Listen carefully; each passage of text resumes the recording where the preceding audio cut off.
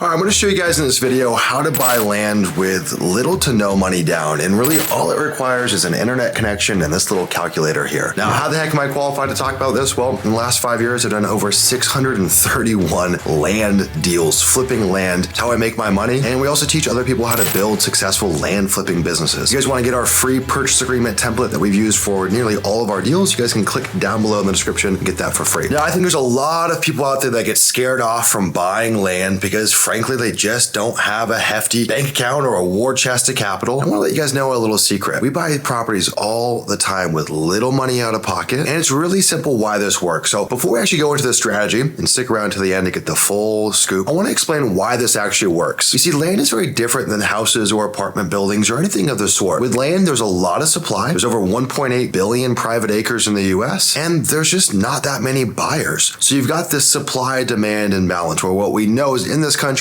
housing shortage, ton of demand for houses. The same really isn't true for land. So land is a very illiquid asset compared to houses. And what that means is sellers have less options at their disposal. So that typically means that they're going to be negotiable to price and negotiable to terms. The other thing is if you just go on the MLS right now, pretty much in any market in the US, there are hundreds of properties that have been sitting up for, in some cases, years. In fact, I've seen properties that have been up for 7 or 8 years on market that hasn't sold. Now, really the strategy that we teach is all about going off market direct to owner. But I'm gonna show you guys how you can just avoid all of the marketing costs and just go straight to the MLS to find inventory. Last night I hosted a webinar and a gentleman on the webinar had been following our content and did his first 5 land deals just by buying deals on market. One of the deals he's doing right now, I think the property is listed at $18,000. He's buying it for $4,000 and probably double his money on it. There's just a ton of opportunity out there. Now I need to preface, there are still gonna be some additional costs. It's really hard to buy any real estate without $0 out of our pocket, but we're gonna be pretty damn close to it. Now the very first thing that we need to understand is how to run comps, okay? I'm gonna show you guys our comping formula. It's called proximity, features, recency. Now you can pay for a realtor to do this. You can pay for an appraiser to do it. Frankly, I think you should avoid that cost. The truth is land is a very subjective asset class. The process that we're going to go through here is a very similar process that the realtor or the appraiser is going to go through. It is essentially free. All we're doing is going and looking at comparable sales in the market. And the way we do that is we start by finding the proximity. The sold comps are as close to our property as possible. Real estate is very much a local game, so the closer the comps, the more relevant. The next thing we look at are the features of the property. Is ours flat and wooded and has a creek in the back and county road frontage? Well, the comps we're looking at, do they have the same features? And usually proximity interrelates to features. And the next thing we look at is recency. How recent was that comp? If that comp is 5 years ago, markets change, they're fluid. And so I want to find comps that are as recent as possible. The other thing that we'll do is we'll look at the previous deed from the owner and see what they paid for it. We'll also go look at the previous deeds for the adjacent properties and see what they paid for it as well. So we can avoid paying the couple $100 to get that appraisal done or the realtor comps done and just do it ourselves. Now we made another video on the 10 biggest land buying mistakes to watch out for. I'll link that down below if you guys want to go watch that. I'm not going to cover everything here, but I want to go and show you guys how we actually run this process and where to start. Okay, so really simple. We're on Redfin here. This is my favorite website to do this on, okay? So we're going to go to Redfin. You can use Zillow. I prefer Redfin. We're going to go over to the for sale section, okay? It's the very first thing we want to look at. And I'm going to scroll down. First, we're going to go click on this newest, okay? So you're going to click on newest. And I'm going to scroll down. And I'm going to go to the very last page. This is where I'm going to start. So I'm going to do a reverse search. So there's 9 pages of active listings in Apache County, Arizona. Fill in whatever county you want. I'm going to start on the back page and then work our way forward. You see, most people start on the front page and they're going looking at all the latest listings.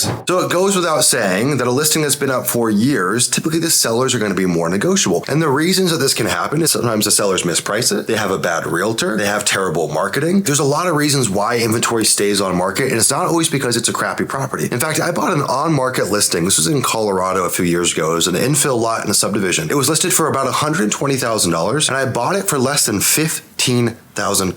The other thing that you have to take in consideration is that every owner here, they're going through something in their life right now that you might not understand. So maybe they listed it at $100,000 2 years ago, but something's changed in their life and now they're willing to go and take 50 for it. This is a bit of a numbers game, right? We do have to cast a wide net. Usually you're going to get about 1 out of 10 offers accepted if we're making fair enough offers. We're at the very back page here and I just pulled up a couple of comps that caught my interest. Okay, so I pulled up this one here. So a 38 acre property. I've actually done deals in this market. You can see pretty crummy listing, right? They just have a GIS image, you can see how bad a lot of these listings are. Frankly, these are the kinds of properties we want to look out for. I grabbed this one here. This one's well marketed. It's got a nice road frontage here. I actually don't know why that one hasn't sold. I grabbed this listing here as well. Okay, so this is a great example of a nice property, right? You've got county road frontage here. It's a dirt road. It's just very poorly marketed. This deal's been up for almost a year, 197 days. And if we scroll down here, the thing that I always look at is if there was any price changes. So you can see the motivation here, right? Listed at $50,000, August 8th of 2023. Just this month, literally a day ago, they changed their price to $36,000. So they took a $14,000 price cut. What that tells us is the seller's motivated. The same thing here, okay? This is actually a really nice property. It's got some improvements on it. They're asking a lot, but it's a really, really nice property. This is 73 acres. They're asking $244,000. It's been up for 183 days, okay?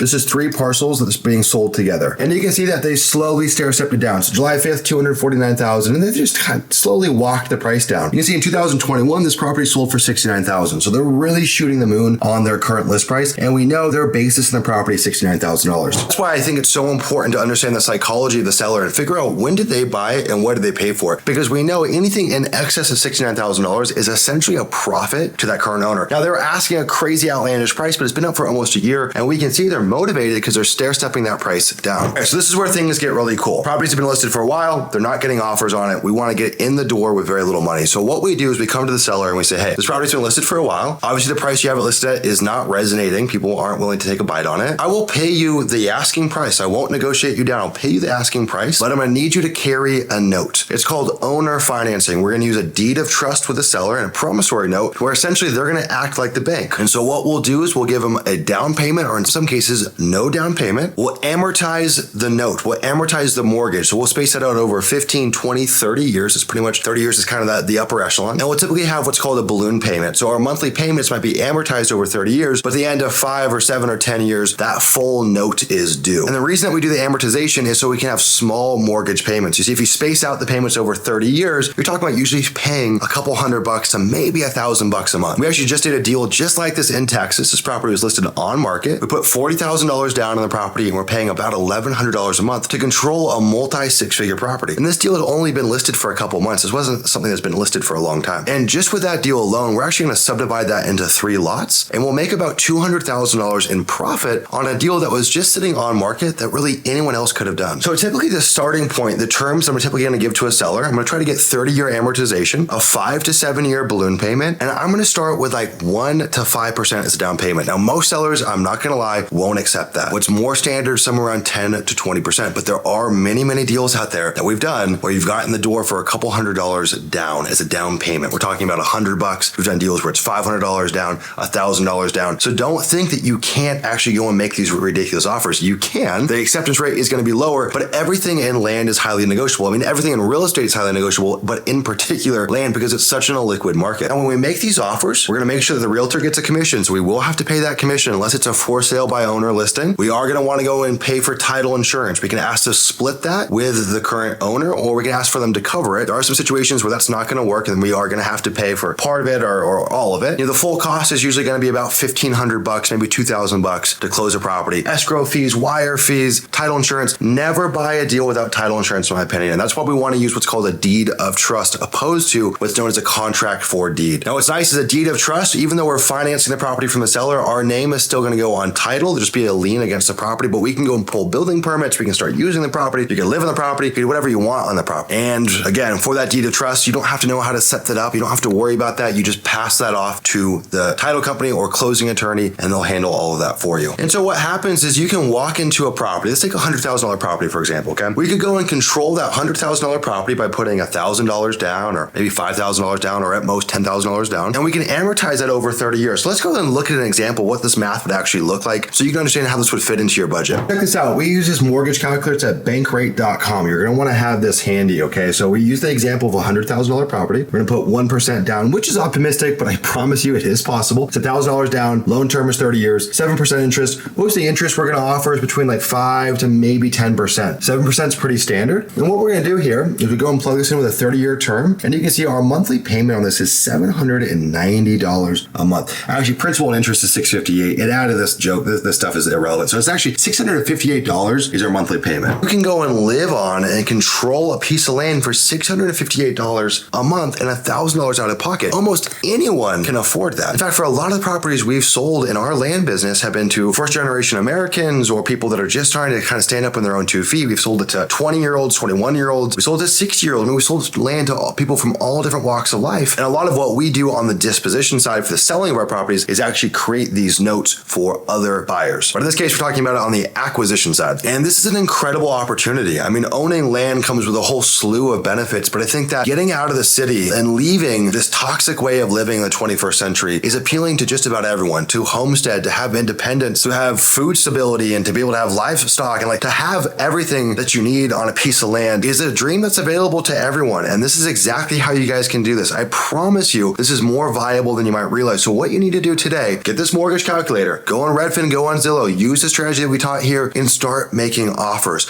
Also, go watch our video on the 10 land buying mistakes to avoid, just so you don't walk into any of those pitfalls. I hope this video was helpful for you guys. If you want to learn more about how to buy and sell vacant land, be sure to give us a subscribe and a thumbs up. Take care, guys.